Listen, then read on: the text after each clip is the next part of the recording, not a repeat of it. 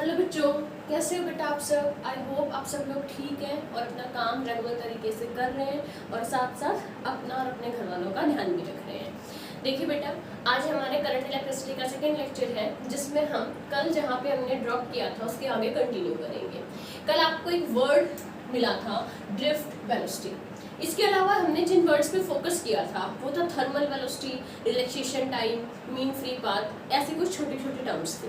अब हम समझते हैं कि ड्रिफ्ट वेलोसिटी थी क्या। तो आपने ये देखा बेटा कि हमारे पास अगर ये कंडक्टर है, इस कंडक्टर में बहुत सारे फ्री इलेक्ट्रॉन्स हैं, बट ये सारे के सारे इलेक्ट्रॉन्स रैंडम मोशन के अंदर हैं और रैंडम मोशन में होने की वजह से इनकी जो एवरेज वेलोसिटी है, जो इन्हें थर्मल एनर्जी की वजह से मिली है, जिसको हम थर्मल वेलोसिटी बोलते हैं, वो सारी की सारी क्या थी, एवरेज 0 हो जा रही थी। मींस हम कहेंगे average of thermal velocity, average of thermal velocity थी 0।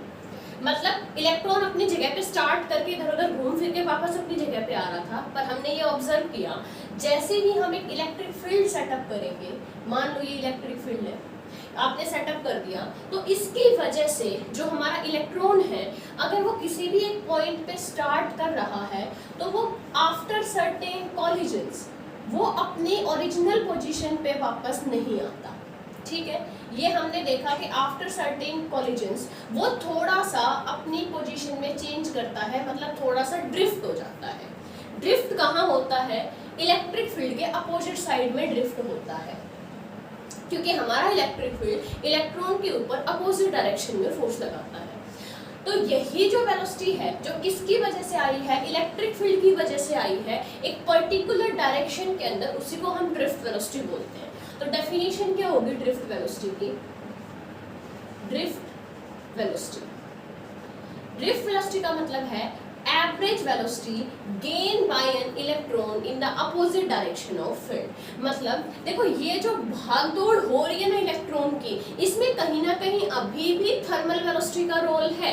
ऐसा नहीं है इसकी थर्मल वेलोसिटी खत्म हो गई, लेकिन देखो हमारे काम की चीज कौन सी है, क्या यहाँ से यहाँ इलेक्ट्रॉन का जाना हमारे कोई काम का था? नहीं। ये जो आपको स्टार टाइप में जो भी पाथ दिखाई दे रहा है, इनमें से कोई भी चीज हमारे काम की नहीं है। जो करंट की में हेल्प करेगी, करंट को डिस्क्राइब करेगी, वो आपका ये ड्रिफ्ट है। ये यहाँ से लेके यहाँ तक का ड्रिफ्ट है। तो ये जो डिस्टेंस है, ये जो डिस्टेंस इसने कवर किया है, ये इलेक्ट्रिक फील्ड की मदद से किया है। अगर ये इलेक्ट्रिक फील्ड नहीं होता तो इलेक्ट्रॉन वापस यहीं आ जाता। तो हम कहेंगे कि द एवरेज वेलोसिटी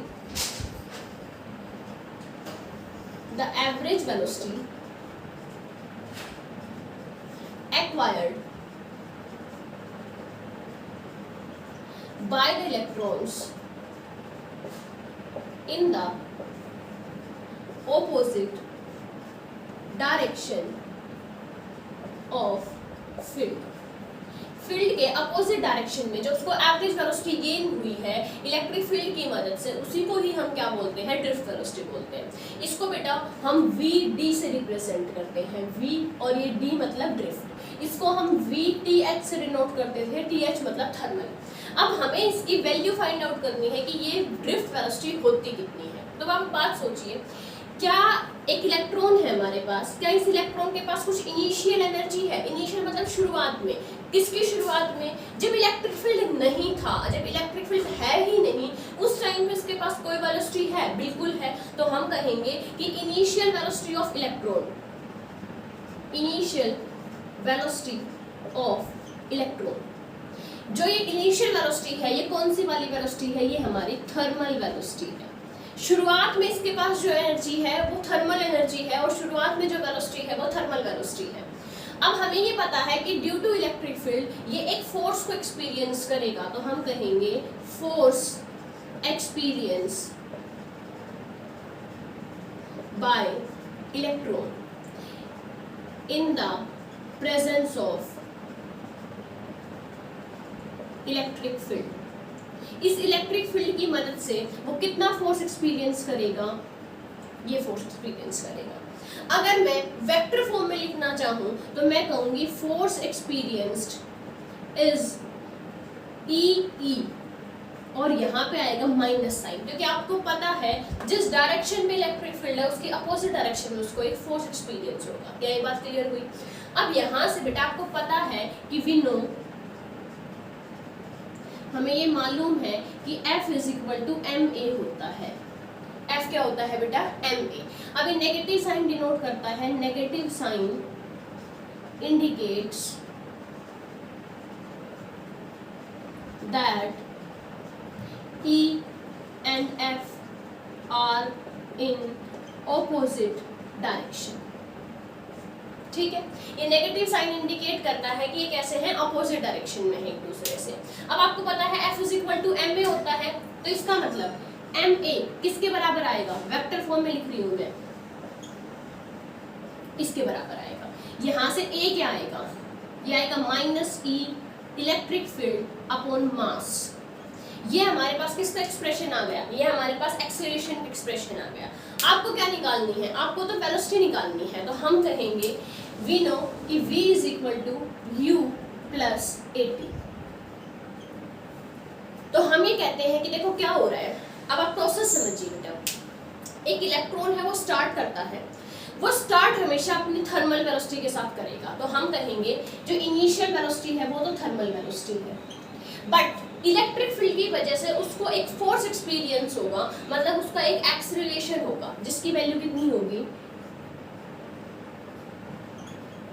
ठीक है, अब बात आती है बेटा कि t।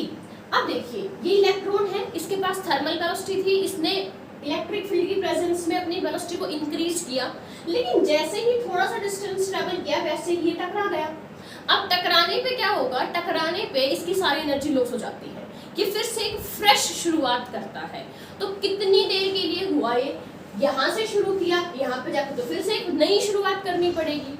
अब यहाँ से शुरुआत की, यहाँ पे टकरा गया तो फिर से एक नई शुरुआत करनी पड़ी। तो मतलब दो कोलिजन जितना ही ये काम हो रहा है, फिर तो नई शुरुआत करनी पड़ रही है।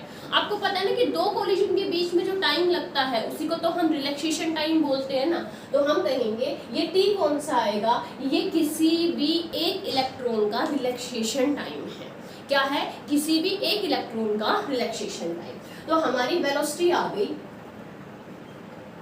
v is equal to u plus at। क्या ये बात समझ आई? ये सब कुछ वेक्टर फॉर्म है। अगर आप यहाँ पे वेक्टर फॉर्म नहीं लिखेंगे, अगर यहाँ पे सिर्फ आप मैग्नीट्यूड लिखना चाहते हैं तो आपको लिखना पड़ेगा e/m।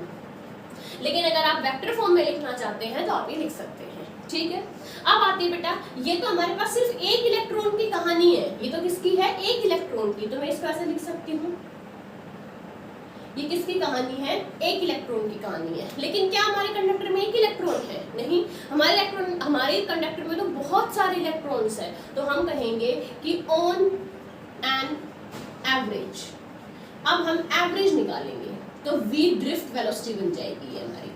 ये तो एक इलेक्ट्रॉन के लिए है, लेकिन हम सभी के लिए क्या करेंगे? एवरेज करेंगे। तो ये एवरेज कौन सी वेलोसिटी है? ये ड्रिफ्ट वेलोसिटी है। ठीक है, अब आपको पता है कि थर्मल की भी हमें एवरेज लेना पड़ेगा, और आपको ये भी पता है जब हम सभी इलेक्ट्रॉन्स के लिए एवरेज टाइम लेते हैं तो वो मीन रिलैक्सेशन टाइम बन जाता है।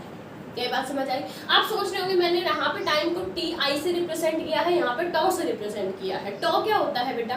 टॉ होता है एवरेज रिलैक्सेशन टाइम। टॉ क्या होता है? Average relaxation time. एवरेज तो आप बहुत सारी चीजों का निकालते हैं ना। यहाँ पे हम एक इलेक्ट्रॉन की बात कर रहे थे तो हमने सिंपल टी यूज किया था। यहाँ पे हम एवरेज कर चुके हैं तो मैंने हम टॉ यूज कर लिया। अब ये जो टॉ है ये क्या है? ये है हमारा एवरेज रिलैक्सेशन टाइम। ध्यान रखना। अब आपको पता है कि एवरेज थर्मल वेलोसिटी तो 0 होती है, तो हमारी ड्रिफ्ट वेलोसिटी बन गई minus e tau upon m। बाकी आप इसको वेक्टर फॉर्म में लिख सकते हैं, ये बेटर रहेगा हमारे लिए।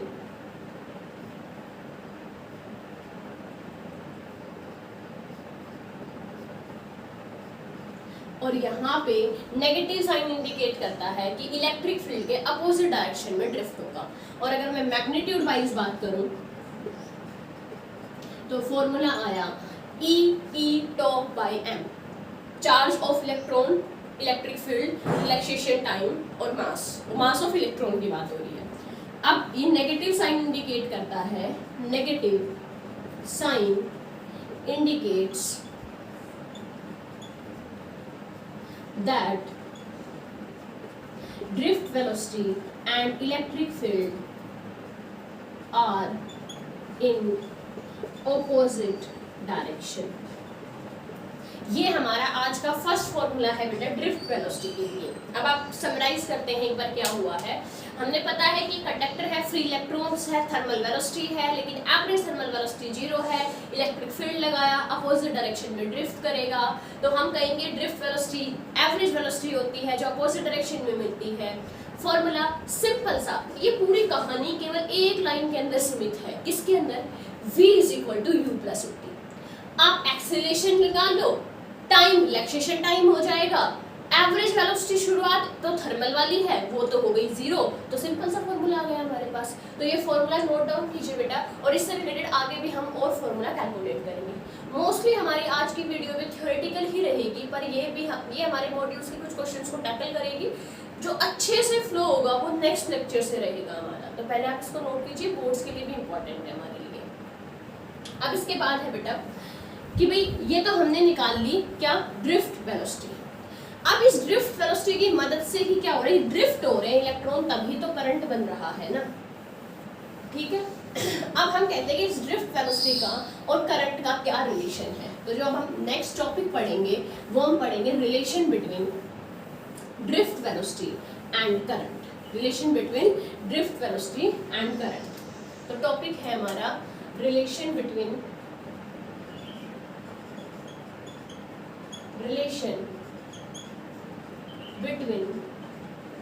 Drift velocity and current. यहाँ से एक बहुत ही इंपॉर्टेंट और यूजफुल फॉर्मूला हम डिराइव करेंगे, वो देखिए कैसे। अब फिर से हम एक कंडक्टर अज्यूम करते हैं बेटा, ये कंडक्टर है हमारा। अब इसमें जो चीजें मैं लिख रही हूँ ध्यान से देखना मैं क्या क्या लिख रही हूँ। आपको पता है ना कंडक्टर के अंदर बहुत सारे फ्री इलेक्ट्रॉन्स होते हैं, तो मैं एक टर्म डिफाइन कर रही हूँ small n। What is small n? Small n is the number of electrons per unit volume. एक एक वर्ड पे अच्छे से ध्यान देंगे, पर यूनिट वॉल्यूम मतलब कितने इलेक्ट्रॉन है पर यूनिट वॉल्यूम में, ठीक है। इसको हम स्मॉल n से डिनोट कर रहे हैं। अब एक बात सोचिए कि ये सारे इलेक्ट्रॉन्स, आपको पता है कि आपने यहाँ पे इलेक्ट्रिक फील्ड सेटअप कर दिया, यहाँ पे आपने एक इलेक्ट्रिक फील्ड सेटअप कर दिया, तो ये पता है कि इलेक्ट्रॉन्स अपोजिट साइड में ड्रिफ्ट करने लग जाएंगे। यहाँ पे मैं एक छोटा सा पोर्शन अज्यूम कर रही हूँ। अब मान लो बेटा vd क्या है हमारी, drift velocity of electron, drift velocity of electron. अगर हमारे इलेक्ट्रॉन इस वेलोसिटी से ट्रैवल कर रहे हैं, तो एक बात बताओ कि डेल्टा टी टाइम में वो कितना डिस्टेंस ट्रैवल करेंगे। तो हम कहते हैं कि भाई अगर मान लो स्पीड का काम कौन कर रही है, drift velocity, speed is equal to distance upon time. तो हम कहेंगे कि अगर vd है और डेल्टा टी टाइम है तो कितना डिस्टेंस कवर होगा, तो डिस्टेंस होगा vd इंटू डेल्टा टी। क्या मेरी ये बात समझ आई? इसको ध्यान से देखना, अभी हम मिटा देंगे इसको, सिर्फ समझाने के लिए है कि अगर vd स्पीड से डेल्टा टी टाइम तक इलेक्ट्रॉन्स ट्रेवल करेंगे तो कितना डिस्टेंस ट्रेवल कर जाएंगे, vd इंटू डेल्टा टी। तो यहाँ पे हम कह सकते हैं कि भाई ये इलेक्ट्रॉन यहाँ से इधर ड्रिफ्ट करने लग रहे हैं, ठीक है, और ये यहाँ पहुँच रहे हैं ड्रिफ्ट करते करते। कितना डिस्टेंस दूर पहुँचे, ये पहुँचे vd डेल्टा टी। कितना डिस्टेंस दूर आए ये, vd डेल्टा टी, ये इतना डिस्टेंस आ चुके हैं, ठीक है भाई। अब देखिए बेटा, ये जो क्रॉस सेक्शन है, ये जो आपको सेक्शन दिख रहा है, ये पोर्शन जो दिख रहा है, ये कंडक्टर है, कंडक्टर का एरिया a है। ये जो सेक्शन है इसकी लेंथ कितनी है, vd डेल्टा टी। ये vd डेल्टा टी क्या है, लेंथ ऑफ दिस सेक्शन है। तो आप बता सकते हैं उसका वॉल्यूम क्या होगा, एरिया मल्टीप्लाई बाय लेंथ होगा, ठीक है। तो हम कहेंगे कि number of electron in this section, अगर मैं नंबर ऑफ इलेक्ट्रॉन्स कैलकुलेट करना चाहूँ, मैं कैलकुलेट करना चाहती हूँ नंबर ऑफ इलेक्ट्रॉन्स, कहाँ कैलकुलेट करने हैं, इस पोर्शन में, जो कंडक्टर का ये पोर्शन है सिर्फ इसमें कैलकुलेट करने हैं। तो आपको पता है ये तो है जी number of electrons per unit volume. अगर यूनिट वॉल्यूम में n नंबर ऑफ इलेक्ट्रॉन्स है, तो अगर आपको v वॉल्यूम में निकालने हैं तो वॉल्यूम से मल्टीप्लाई कर दीजिए। नंबर ऑफ इलेक्ट्रॉन कैसे आएंगे, number density multiply by volume. यहाँ की वॉल्यूम क्या होगी बेटा, एरिया है ए और डिस्टेंस है ये, तो होगा v। ये है हमारे पास नंबर ऑफ इलेक्ट्रॉन्स। तो एक बात सोचिए, इस सेक्शन के अंदर चार्ज कितना होगा, अमाउंट ऑफ चार्ज, तो हम कहेंगे Q क्या होता है, Q है चार्ज। ये चार्ज किसकी वजह से है, ये इलेक्ट्रॉन्स की वजह से है। एक इलेक्ट्रॉन पे कितना चार्ज होता है, एक इलेक्ट्रॉन पे E अमाउंट ऑफ चार्ज होता है। नंबर ऑफ इलेक्ट्रॉन्स कितने हैं, नंबर ऑफ इलेक्ट्रॉन्स कितने हैं, तो ये हो गया। क्या ये बात समझ आती है, ठीक है।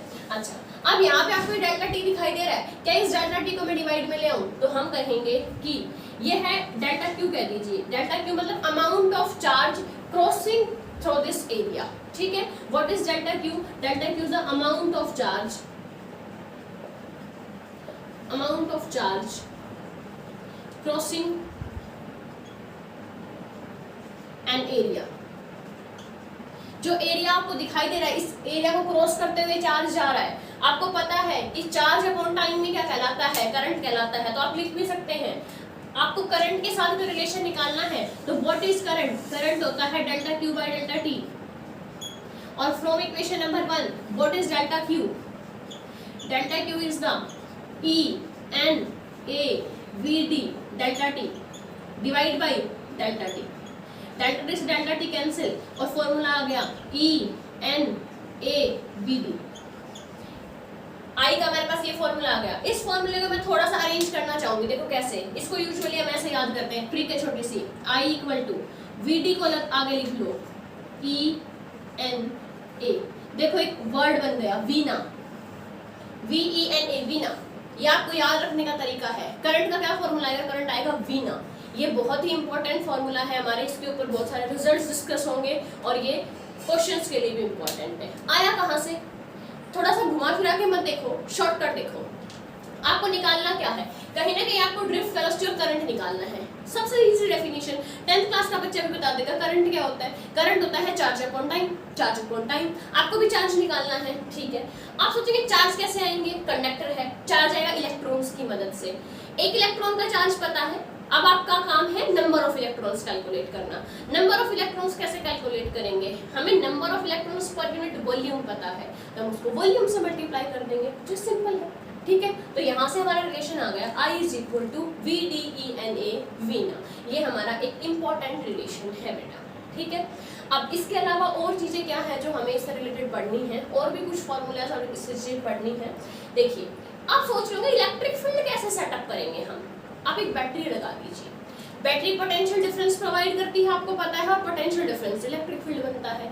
तो ये इलेक्ट्रिक फील्ड का सोर्स क्या है, ये सोर्स ऑफ इलेक्ट्रिक फील्ड कहीं ना कहीं बैटरी होती है। अब मान लीजिए बेटा, ये जो कंडक्टर है, इस कंडक्टर की लेंथ है L, कंडक्टर की लेंथ क्या है L, और इस कंडक्टर के साथ आपने एक V वोल्ट की बैटरी अप्लाई की है। जैसे अगर मैं डायग्राम को रीड्रॉ करना चाहूँ, तो मतलब ये कंडक्टर है, कंडक्टर की लेंथ है L, कंडक्टर की लेंथ क्या है बेटा L लेंथ का कंडक्टर है हमारे पास, और आपने क्या किया, इसके आसपास सॉरी इसके अक्रॉस एक बैटरी लगा दी। बैटरी है वो V वोल्ट की बैटरी है। अब आपको पता है कि फ्रॉम पॉजिटिव टू नेगेटिव क्या होता है, एक इलेक्ट्रिक फील्ड सेटअप हो जाएगा। यहां से आप कह सकते हो कि बेटा जो E का फॉर्मूला होता है, व्हाट इज E, E होगा V बाई L। क्या ये फॉर्मूला समझ आया, E is equal to V by L। और ये फॉर्मूला आप हर जगह अप्लाई करेंगे। कैसे, जैसे आपने अभी अभी एक ड्रिफ्ट वेलोसिटी का फॉर्मूला पढ़ा VD, वो आया था E टो बाई M। इसका हम दूसरा फॉर्मूला यूज करेंगे, हम कहेंगे E की जगह पुट कर दो V बाई L, तो ये E V tau upon M into L, ये फॉर्मूला। साथ ऐसे ही जो ये वीना वाला फॉर्मूला, इसको क्या हम आगे और थोड़ा मॉडिफाई करेंगे, बिल्कुल करेंगे बेटा। यहाँ से ना हम ओम्स लॉ को वेरीफाई करके दिखाएंगे। किसको वेरीफाई करेंगे, ओम्स लॉ को, ठीक है। अब ओम्स लॉ से पहले क्या हमें और चीजें पढ़नी है, देखिए क्या अब आपको पता है कि ओम्स लॉ के अंदर तो आई और वी का रिलेशन होता है। यहाँ से हम किसको, ये फॉर्मूला जो है बेटा, ये आप अपने ड्रिफ्ट वेलोसिटी वाले के साथ ही लिख लेना कि ये फॉर्मूला भी होता है हमारे पास। अब हम निकालना चाहते हैं, अब हम करना चाहते हैं वेरिफिकेशन ऑफ ओम्स लॉ या फिर डिडक्शन ऑफ ओम्स लॉ। आप इस फॉर्मूले की मदद से ओम्स लॉ को डिड्यूस करना चाहते हैं या फिर उसको वेरीफाई करना चाहते हैं। ठीक है, तो हम कहेंगे डिड्यूस ओम्स लो। हम ओम्स लो को निकालना चाहते हैं, तो देखिए कैसे आएगा ओम्स लो। आपने इतना पढ़ लिया I is equal to V D E N A, ठीक है। तो क्या आप इसको इक्वेशन नंबर 2 बोल सकते हैं? और यहाँ पे मैंने वी डी लिख दिया इक्वेशन नंबर 3 में। तो क्या आप इक्वेशन नंबर 3 की मदद से यहाँ पे वैल्यूज पुट कर सकते हैं? बिल्कुल कर सकते हैं। तो देखिए क्या होगा, हम कहेंगे using equation second and third, using equation second and third. तो सेकंड इक्वेशन है I is equal to V ना, लिख देते हैं I इक्वल टू, लेकिन वीना में वी डी की वैल्यूज पुट करेंगे, वी डी की वैल्यू ये पुट करेंगे हम कहेंगे E V tau upon M into L, ठीक है। और बाकी चीजें as it is E N और ए, ठीक है। अब देखिए आगे हम क्या कर सकते हैं इसमें। अब आपको पता है कि आपको V चाहिए और I चाहिए, कहीं ना कहीं आपको I मिल चुका है, कहीं ना कहीं आपको V मिल चुका है। अब हम क्या करेंगे, अब हम ये करेंगे बेटा, देखिए इसमें इस V को थोड़ा पीछे लिख लो। देखो I is equal to V तो मैंने पीछे लिख लिया, क्या बचा E into E, E square, N बचा, A बचा, टॉ बचा, अपॉन M इंटू L बचा, और ये V भी है। ये फॉर्मूला आ गया आपके पास। अब एक काम कीजिए, इस सबको इस साइड ले आइए और V को उधर अकेला छोड़ दीजिए। तो हम कहेंगे कि V तो अकेला छोड़ दिया, M इंटू L इसके साथ मल्टीप्लाई हो जाएगा और ये चीज चली जाएगी डिवाइड में।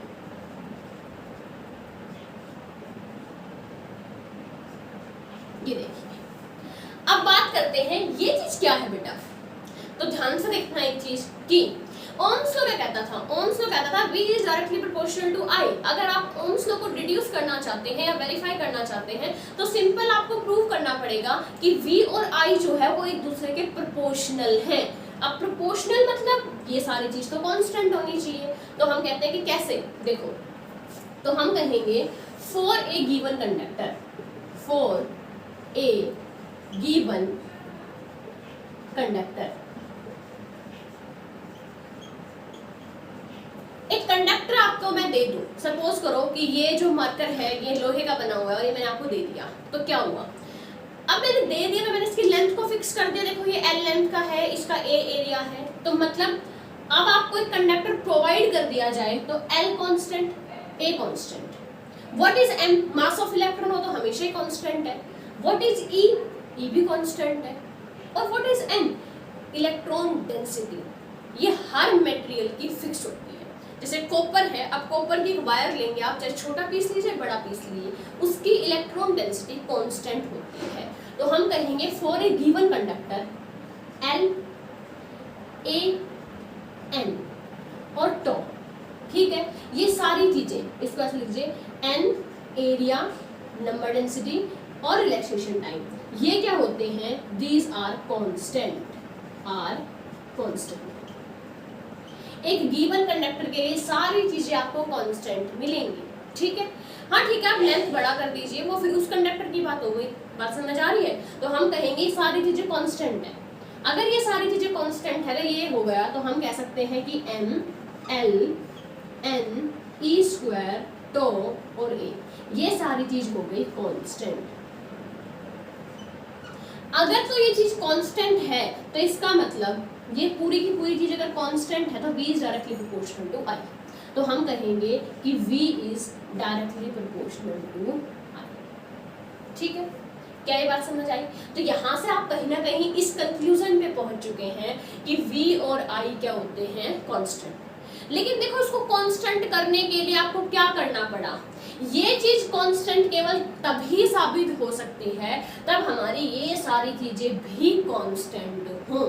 और ये चीजें कांस्टेंट कैसे रख सकते हैं हम, ये रख सकते हैं टेम्परेचर को कांस्टेंट करके, प्रेशर को कांस्टेंट करके, सारी फिजिकल कंडीशंस को कांस्टेंट करके। इसलिए आप कभी भी एनसीईआरटी भी देखेंगे, इवन 10th क्लास की भी एनसीईआरटी देखें तो उसमें ओम्स लॉ का मतलब सिर्फ ये नहीं होता कि V is directly proportional to I।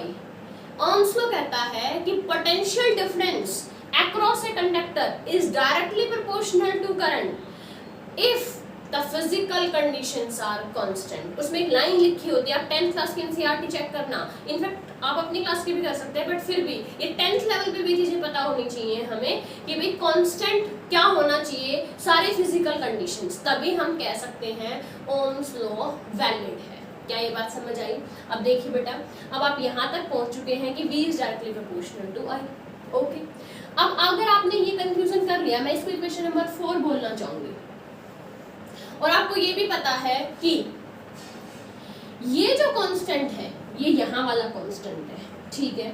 और 10th क्लास की बुक जो हम पढ़ते हैं उसमें हमें ये पता होता है कि V is equal to IR, मतलब जो चीज I के साथ मल्टीप्लाई होती है V के फॉर्मूले में वो R होता है।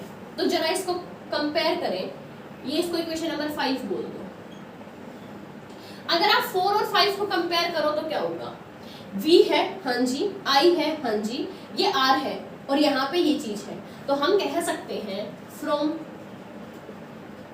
4 and 5 जो R है उसका फॉर्मूला आ गया ml NE square top into A, ये आ गया हमारा R का फॉर्मूला। तो अभी तक रेजिस्टेंस के बारे में जैसे हम पढ़ते थे 10th क्लास में कि भाई एक ये फॉर्मूला है V इक्वल टू IR जिसमें रेजिस्टेंस डिफाइन होता है, हमारे पास एक और फॉर्मूला है रेजिस्टेंस को और अच्छे से समझने के लिए, ठीक है।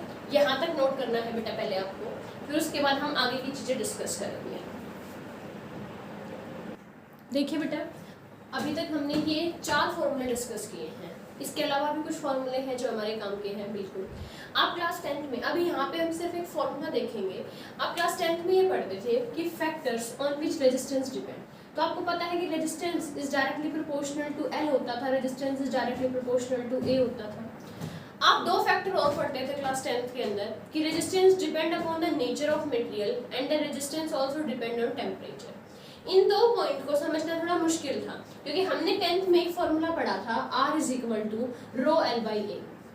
अगर मैं इस फॉर्मूले को देखूं तो यहाँ पे L की प्रोपोर्शनलिटी समझ आती है, डायरेक्टली है, A समझ आता है, लेकिन हमें टेम्परेचर का कॉन्सेप्ट समझ नहीं आता था, वो हम यहाँ पे अच्छे से डिटेल्स में डिस्कस करेंगे।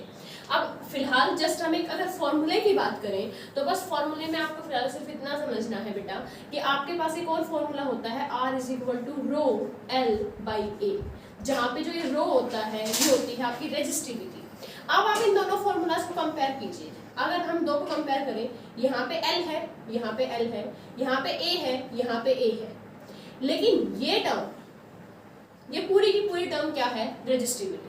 तो हम कह सकते हैं कि हमारे पास इन 4 फॉर्मूला के अलावा एक फॉर्मूला और आ चुका है रेजिस्टिविटी का। रेजिस्टिविटी होती है M upon NE square top. ये हमारे पास कुछ फॉर्मूले हैं, इनकी मदद से हम आगे भी कुछ टॉपिक्स को डिस्कस करेंगे, ठीक है। तो अभी तक हमने क्या पढ़ा था? ड्रिफ्ट वेलोसिटीज का फॉर्मूला, I और ड्रिफ्ट वेलोसिटी के बीच का relation, I equal to V ना। इसके अलावा आपने ओम्स लॉ को वेरीफाई किया, और जब आपने ओम्स लॉ को वेरीफाई किया, ओम्स लॉ को डिड्यूस किया, तो आपने ये देखा कि आपके पास एक रेजिस्टेंस का भी फॉर्मूला आता है और एक रेजिस्टिविटी का भी फॉर्मूला आता है। हालांकि अभी हमें रेजिस्टेंस और रेजिस्टिविटी को और भी अच्छे से डिटेल्स में पढ़ना है। इसके अलावा अगर हम अपने मॉड्यूल की पॉइंट ऑफ व्यू से बात करें तो इसमें कुछ छोटी छोटी टर्म्स बाकी रहती हैं जिससे आपके क्वेश्चन सॉल्व होंगे, तो हम पहले उन टर्म्स को डिस्कस करेंगे और मॉड्यूल के अकॉर्डिंग ही हम चलेंगे। तो अभी थोड़ा सा पॉज देने के बाद हम रेजिस्टेंस और रेजिस्टिविटी पे डिस्कस करेंगे। आपको सिर्फ यहाँ तक ये फॉर्मूला नोट करना है रेजिस्टिविटी का। अच्छा, अब इसके अलावा और कौन से टर्म्स रह गई भाई जो हमें डिस्कस करनी बाकी हैं? तो अब हमारे पास 2 टर्म्स हैं स्पेसिफिकली जिसको हम डिस्कस करेंगे, जिससे हमारे मॉड्यूल के स्टार्टिंग के जो क्वेश्चंस हैं और उससे नेक्स्ट पेज पे जो क्वेश्चंस हैं वो सॉल्व होंगे इससे। देखिए, आपने एक टर्म देखा होगा, अगर आपने कल मॉड्यूल ओपन किया हो तो उसमें होता है करंट डेंसिटी। तो आपको एक नई टर्म पढ़नी है, अब हम ये नहीं पढ़ रहे, रिलेशन में हमारा कंप्लीट हो चुका है ड्रिफ्ट वेलोसिटी और करंट का। अब हम नेक्स्ट जो पॉइंट पढ़ने जा रहे हैं वो पढ़ने जा रहे हैं करंट डेंसिटी। करंट डेंसिटी, अब होती क्या है करंट डेंसिटी? तो देखिए, आप सपोज करो आपके पास एक कंडक्टर है, ठीक है, ये कंडक्टर है, इस कंडक्टर में से करंट फ्लो कर रहा है, इस कंडक्टर का एरिया है ए और इस डायरेक्शन में करंट फ्लो कर रहा है आई। तो आप एक पोर्शन कट कीजिए, यहाँ से आपने एक पोर्शन कट किया, ये पोर्शन है, अब कुछ करंट होगा ना जो इस पोर्शन में से क्रॉस कर रहा होगा, तो करंट पर यूनिट एरिया को ही हम डेंसिटी बोलते हैं, ठीक है। बट इसमें चीज ध्यान देनी होती है कि जो एरिया हम कंसिडर करते हैं ना वो करंट के परपेंडिकुलर होना चाहिए। क्या ये बात समझ आ रही है? देखिए, पहले डेफिनेशन हम लिखते हैं फिर समझते हैं। Current density is defined as current passing through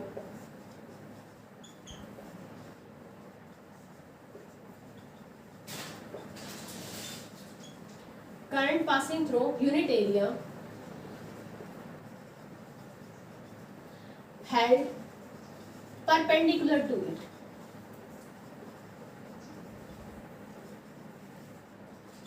Perpendicular to it. मतलब आपके पास कोई करंट है, ये करंट है, मान लो ये करंट फ्लो कर रहा है इस तरीके से, एक एरिया को क्रॉस करते हुए जा रहा है, तो current per unit area, current upon area, यही क्या कहलाता है? करंट डेंसिटी कहलाता है। लेकिन ये एरिया कैसा होना चाहिए? ये एरिया परपेंडिकुलर होना चाहिए। एरिया कैसा होना चाहिए? परपेंडिकुलर। किसके परपेंडिकुलर? करंट के परपेंडिकुलर, ठीक है।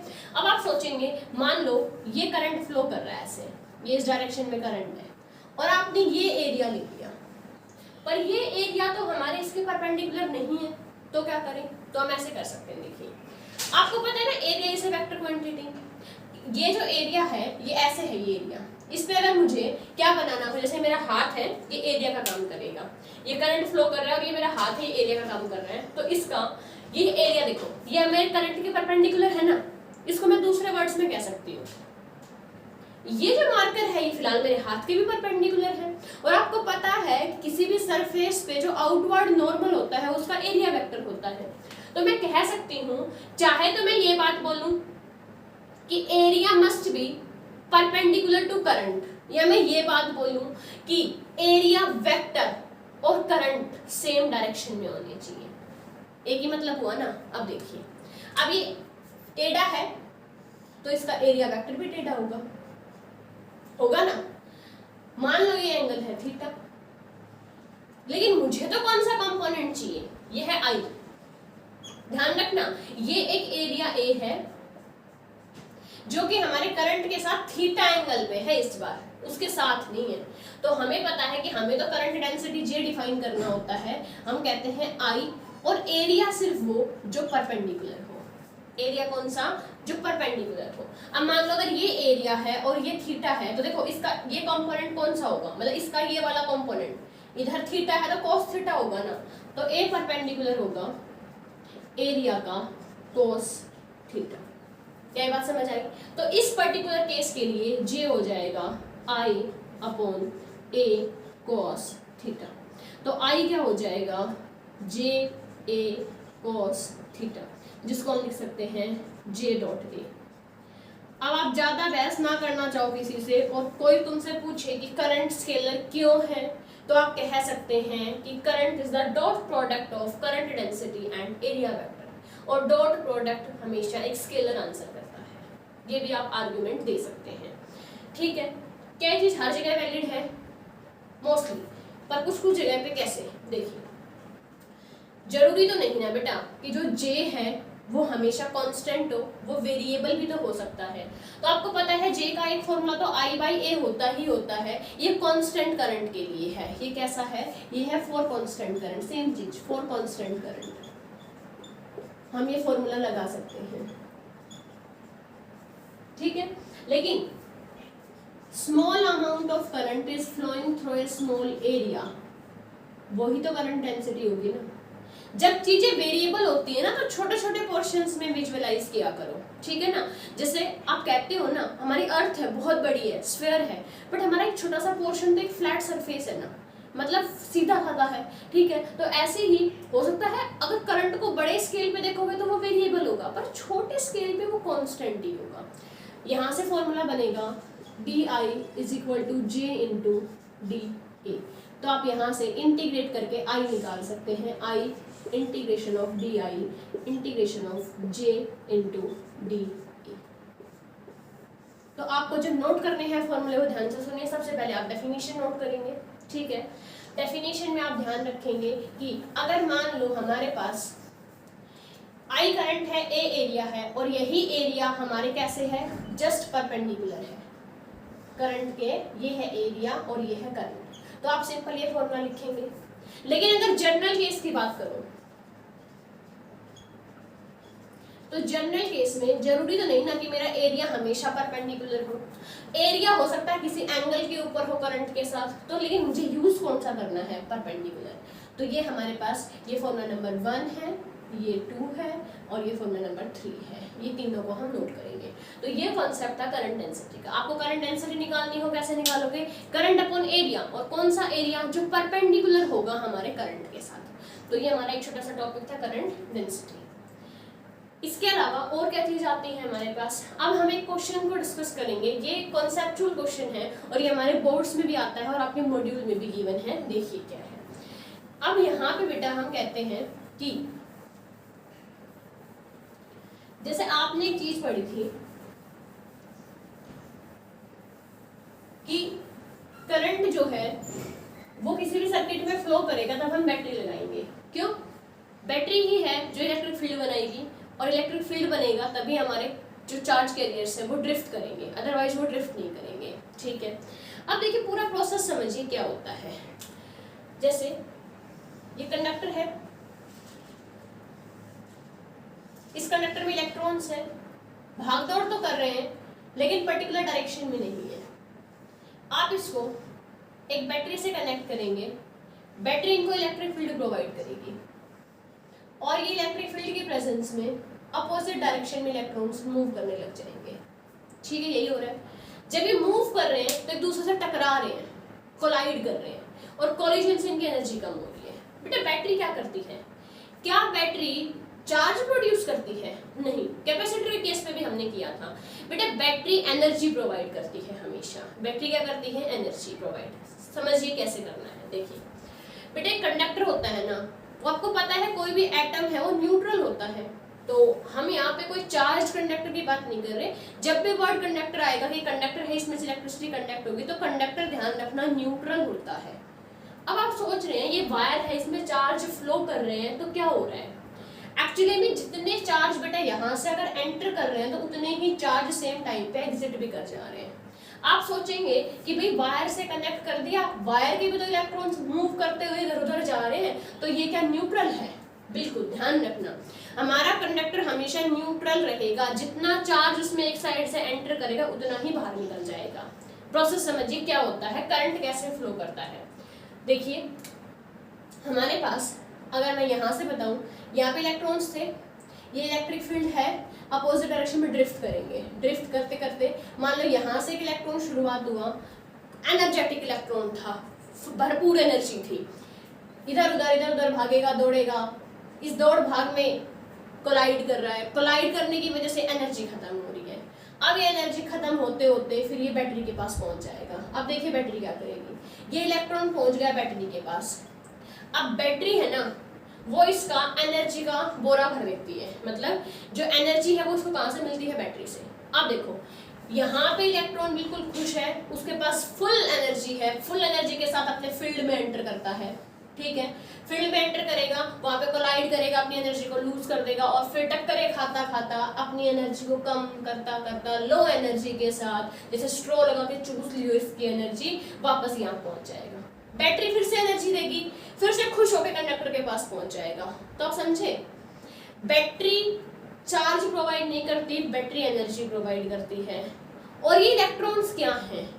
ये एक तरीके से ये आप कह सकते हो कि आपके मतलब कुरियर है, मतलब आपने कुछ ऑर्डर किया है, एनर्जी ऑर्डर की है, तो उसको देने वाला भी तो कोई होना चाहिए ना। तो ये आपके मतलब जो कुरियर वाले आते हैं ना, वो वाला काम कर रहा है इलेक्ट्रॉन, इससे एनर्जी लेके आ रहा है और हमारे सिस्टम को दे रहा है, ठीक है ना। बात समझ आ रही है? तो जो इलेक्ट्रॉन्स हैं वो जस्ट एनर्जी कैरियर्स हैं हमारे पास, इलेक्ट्रॉन्स एनर्जी कैरियर्स हैं और लेके कहाँ से आ रहे हैं एनर्जी, बैटरी से एनर्जी लेके आ रहे हैं। तो ध्यान रखना किसी भी केस में जो हमारा कंडक्टर है वो न्यूट्रल रहेगा, मतलब जितने इलेक्ट्रॉन्स जितने चार्ज कैरियर्स यहाँ से एंटर करेंगे उतने एग्जिट कर चुके होंगे उस टाइम पे। ठीक है, देखिए अब हम क्वेश्चन के ऊपर चलते हैं। क्वेश्चन किस तरीके का आता है, क्वेश्चन इस तरीके से आएगा कि आपके पास एक ही नॉन यूनिफॉर्म, ये क्वेश्चन की फॉर्म में ही आपको नोट करना है, ये आपके मॉड्यूल में भी है और आपको बोर्ड्स के लिए भी इंपॉर्टेंट है। हम कहेंगे for a non uniform conductor, हमारे पास एक नॉन यूनिफॉर्म कंडक्टर है बेटा। ठीक है, नॉन यूनिफॉर्म का मतलब है कि जो उसका एरिया है वो हर जगह फिक्स नहीं है, जो एरिया है वो हर जगह फिक्स नहीं है। जैसे देखिए मान लो इस तरीके का कंडक्टर है, यहाँ पे आपने इलेक्ट्रिक फील्ड अप्लाई किया है, बैटरी अप्लाई की है आपने, इसको एक बैटरी से कनेक्ट कर दिया है।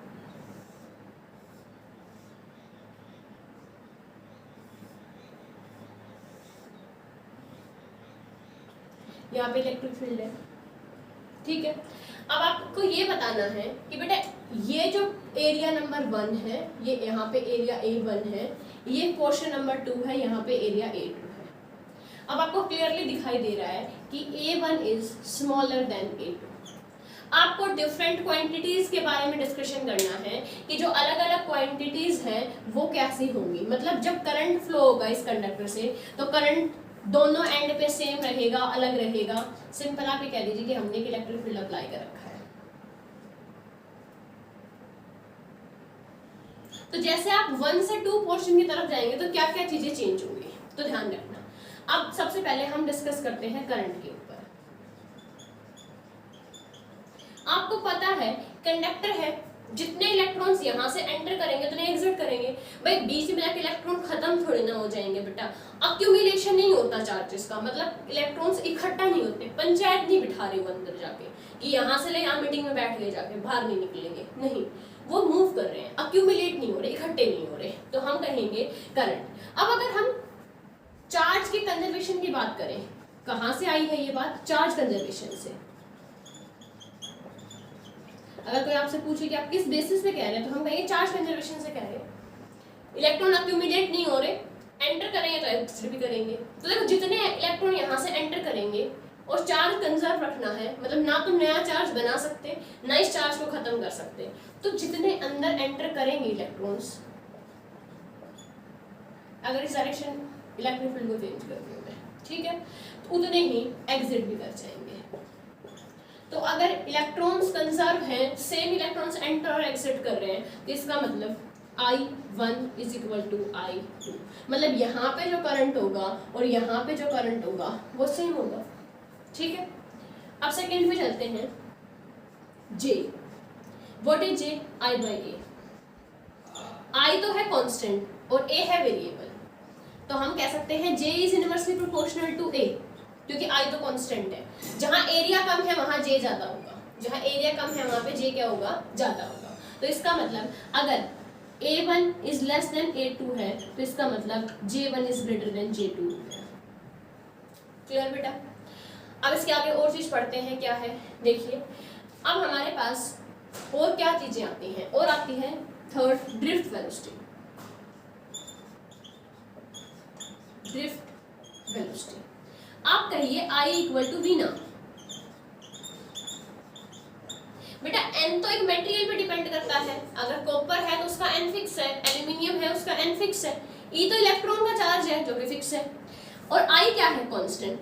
ये चीज और ये चीज, ये कैसी है, कांस्टेंट। कांस्टेंट है तो इसका मतलब कांस्टेंट है तो ये दोनों रहेंगे सिर्फ VD और A, ये क्या है, कांस्टेंट। मतलब ये इनवर्सली प्रोपोर्शनल का रिलेशन है, VD is inversely proportional to A। हम कह सकते हैं VD is inversely proportional to A। तो सेम रिलेशन आ गया, जहां पे एरिया ज्यादा है वहां पे VD क्या हो जाएगी, कम हो जाएगी। क्या आपको ये चीज थोड़ी याद आ रही है ये जो V D equal to constant है, याद आ रहा है कहीं पे?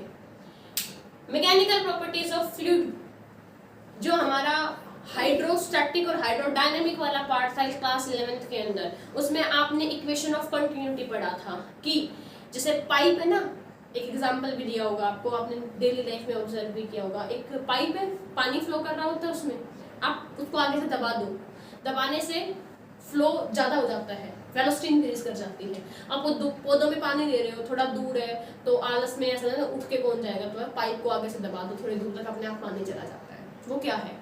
वो इक्वेशन ऑफ कंटिन्यूटी तो थी।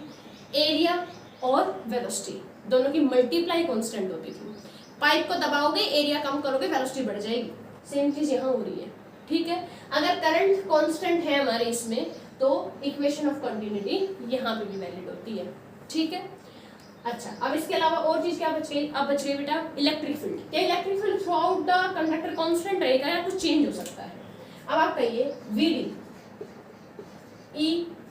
ई टो बाय एम, बाकी सब कांस्टेंट है, वी डी वेरिएबल है और V D is proportional to ई।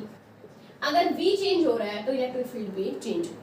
तो ये क्वेश्चन हमारे बारे में कई बार आता है। कैसे आता है? आपको कहेगा एक नॉन यूनिफॉर्म कंडक्टर है, कंडक्टर के अंदर मतलब नॉन यूनिफॉर्म का मतलब एरिया दोनों का अलग अलग है, एक साइड एरिया कम है, एक साइड एरिया ज़्यादा है। आपसे किसी भी क्वांटिटी के बारे में पूछ लिया जाएगा, ये बताओ उनका करंट सेम होगा, ड्रिफ्ट वेलोसिटी सेम होगी, डिफरेंट होगी। तो ये क्वेश्चन आपको अपनी नोटबुक में लिखना है और ये आपको समझ में आना चाहिए। अब लास्ट एक छोटा सा टॉपिक और डिस्कस करते हैं हम, वो है मोबिलिटी। बिल्कुल छोटा सा डेफिनेशन है, समझना है 2 मिनट के लिए। क्या है मोबिलिटी? मोबिलिटी क्या है बेटा? मोबिलिटी छोड़ो, मोबाइल क्या है? जैसे वर्ड मोबाइल आया तो आप सोच रहे मैडम मोबाइल हुआ है जैसे फिलहाल हम पढ़ रहे हैं, ठीक है, वो मोबाइल है, उसको हम बोलते हैं मोबाइल। क्या हम सिर्फ सेलफोन को मोबाइल बोलते हैं? क्या ये यही मोबाइल है और कुछ नहीं है? बेटा एक्चुअली में मोबाइल वर्ड का मतलब होता है जो चीज मूव कर सकती है। जैसे मैं मूव कर रही हूँ ना एक जगह से दूसरी जगह, मतलब मैं मोबाइल हूँ, ठीक है। तो मोबाइल वर्ड हमेशा मूवमेंट से रिलेटेड होता है। अब मोबिलिटी मतलब उस कितना इजी है मूव करना या कितना डिफिकल्ट है मूव करना, उसको हम मोबिलिटी बोलते हैं। तो हम कहेंगे कि what is mobility? Mobility the ease of movement, कि कितनी इजीली कोई चीज मूव कर सकती है। तो मोबिलिटी का मतलब होता है द ईज ऑफ मूवमेंट, ठीक है, of an electron with in a conductor.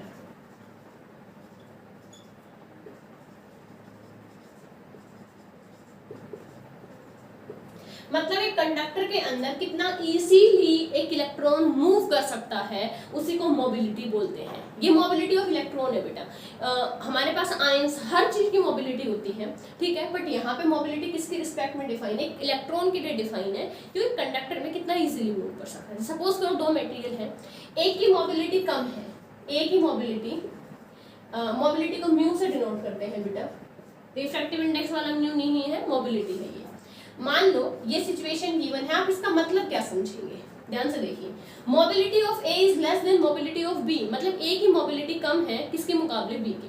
मतलब अगर एक कंडक्टर है ए और एक कंडक्टर है बी, तो इसका मतलब वो बी में ज्यादा इजीली मूव कर सकता है, ज्यादा कंफर्टेबल फ्रीडम से, बिना कोलाइड किए, कम कोलाइड किए, ये कह सकते हैं, ज्यादा इजीली मूव कर सकता है किसके अंदर?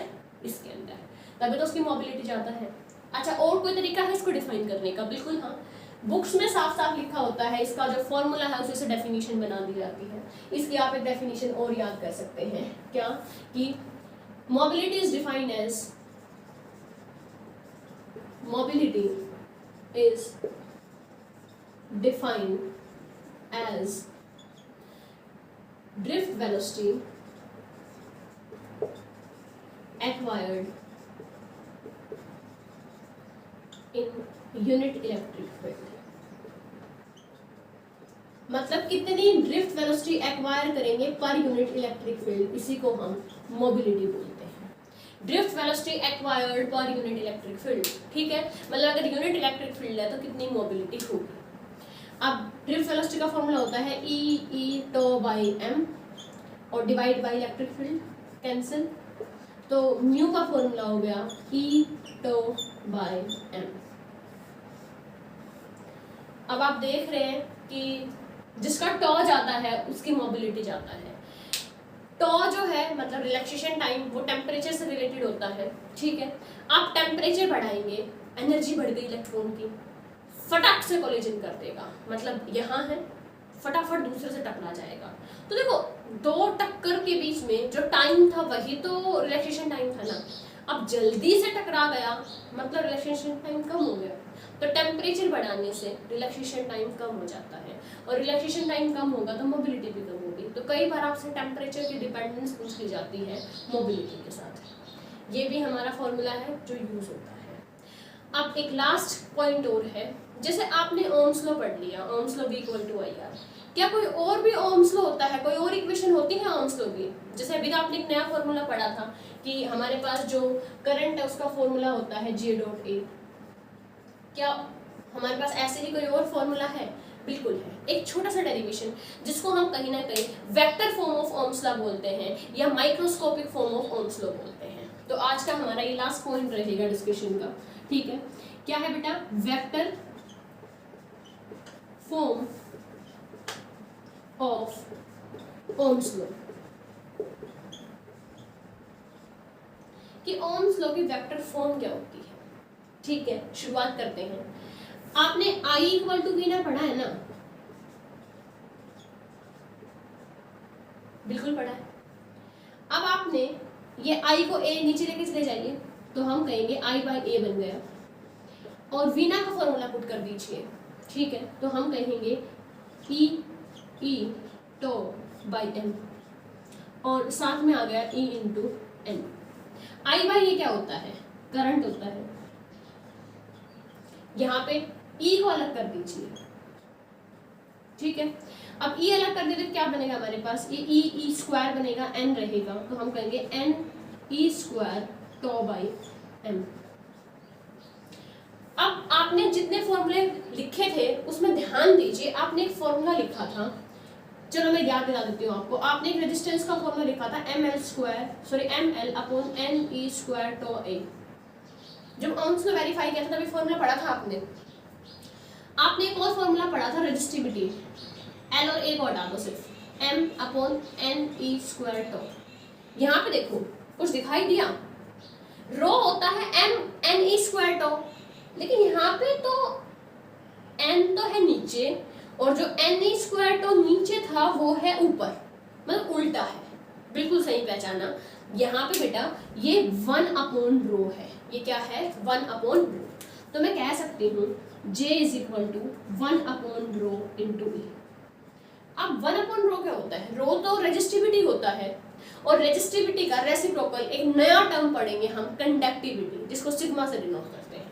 तो ये होगा J equal to sigma E, और ये हमारी vector form of Ohm's law है। अगर कभी आपके पास कहीं टकरा जाए, दिख जाए आपको कि what is vector form of Ohm's law, तो ये होती है, ठीक है। इसको microscopic form of Ohm's law भी बोलते हैं। अब एक्चुअली में कंडक्टिविटी है क्या, ये हम नेक्स्ट लेक्चर में डिस्कस करेंगे।